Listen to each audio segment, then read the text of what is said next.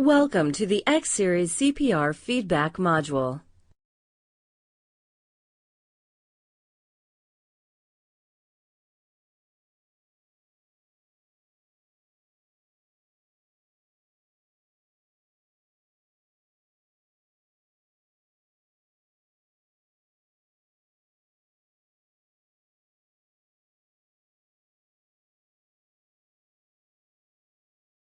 Once the X-Series is connected to defibrillation electrodes with the attached CPR sensor, the CPR dashboard will automatically appear after 5 to 8 compressions.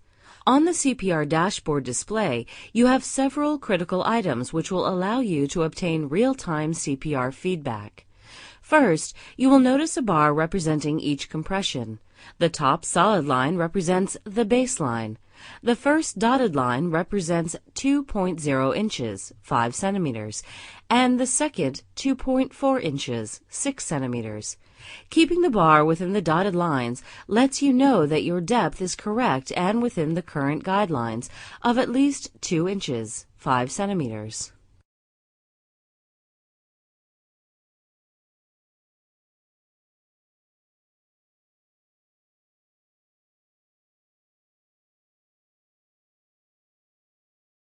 You will also notice numeric readings of depth and rate to further assist you in meeting the new AHA-ERC guidelines.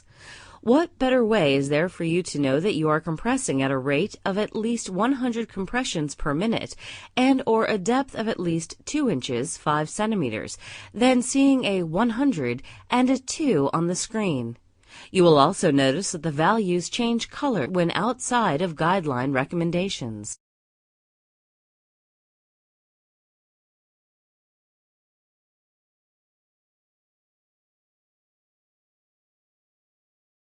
Next, you will see a release indicator, which lets you know whether or not you have come fully off the chest. When the bar is full, you have allowed for full recoil. The X-Series unit can be configured to display the text prompt, Fully Release, which instructs rescuers to lift their hands from the patient's chest after compressions to allow full recoil. This prompt occurs 45 seconds into the CPR interval. By default, the fully released text prompt is not enabled.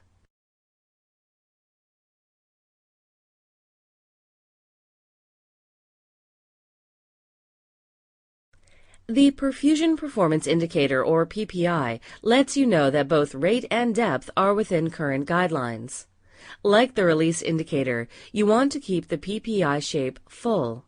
The PPI also gives you an excellent indication of the detrimental impact of pausing. As soon as you stop compression, the shape empties quickly. Some describe this phenomenon as being like air coming out of a leaky balloon.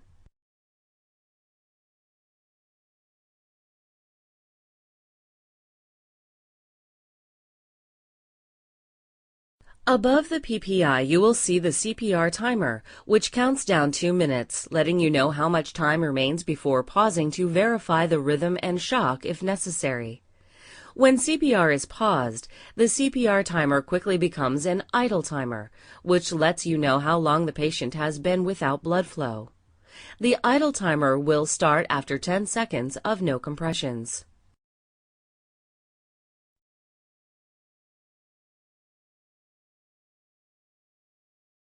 The X-Series unit can be configured to issue voice prompts related to the depth of chest compressions as feedback to rescuers performing CPR. 2 voice prompts are available for this purpose: push harder and good compressions. This is not a default setting.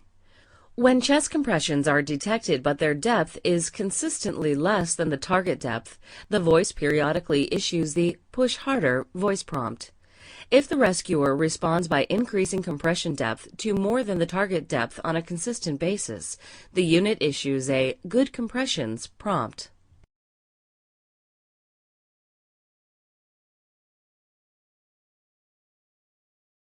The X-Series unit includes a CPR metronome feature that can be used to encourage rescuers to perform chest compressions at the AHA-ERC recommended rate of at least 100 compressions per minute. This metronome can be configured to operate in both AED and manual modes, or in AED mode only.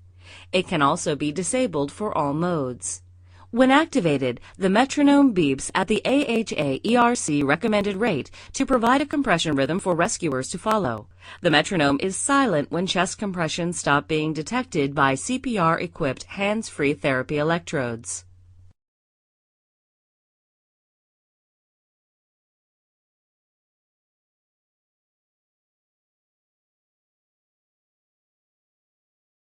X Series has see-through CPR, an amazing technology available only from Zoll.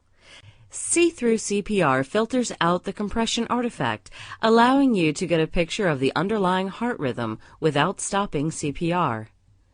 You can see the top trace is the ECG with artifact. Immediately below, where it says Filled ECG, is the view of what's going on under all that noise. At the end of the 2 minutes of CPR, you still have to verify the rhythm before determining